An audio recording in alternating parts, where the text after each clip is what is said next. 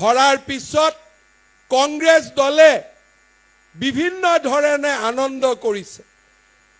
পৃথিৱীৰ Guinness world record এইটো record হ'ব হাৰা পাৰ্টিয়ে ফূৰ্তি কৰা আৰু হাৰা পাৰ্টিয়েও সম্বৰ্ধনা গ্ৰহণ কৰাৰ মই তাৰ বিষয়ে ক'বলৈ নাযাওঁ হাৰি সম্বৰ্ধনা ল'ম নে জিকি সম্বৰ্ধনা ল'ম সেয়া মোৰ ব্যক্তিগত পছন্দ কিন্তু আজি আমি সম্বৰ্ধনা জনাইছো বিজয়ী বীৰসকলক আমি বিজয়ী বীৰসকলক ইয়াত আমি সম্বৰ্ধনা জনাইছো শ্ৰদ্ধাৰ ৰাইজ কংগ্ৰেছ দলে এই নিৰ্বাচনত 80 লাখ ভোট লাভ কৰিছে কংগ্ৰেছ দল বুলি কওঁতে আমি কাক বুজো জাতীয় পৰিষদ আৰু কংগ্ৰেছৰ সমৰ্থনত যিমান দল আছিল সকলোবিলাকক যদি আমি একত্ৰিত কৰোঁ এই নিৰ্বাচনত তেওঁলোকে লাভ কৰা ভোটৰ সংখ্যা আছিলে 39% আমি 47% তেওঁলোক 39%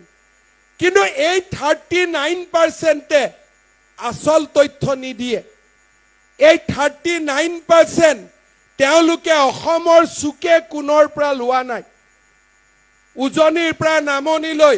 বৰাকৰ পৰা পাহাৰলৈ ভয়ামৰ পৰা ধুবুৰীলৈ তেওঁলোকে লোৱা নাই এই গোটেই ভোটৰ 50% ভোট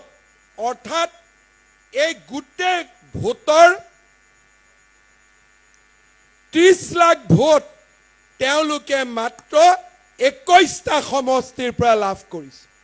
অসমৰ সংখ্যালঘু অধ্যুষিত 21টা সমষ্টিতে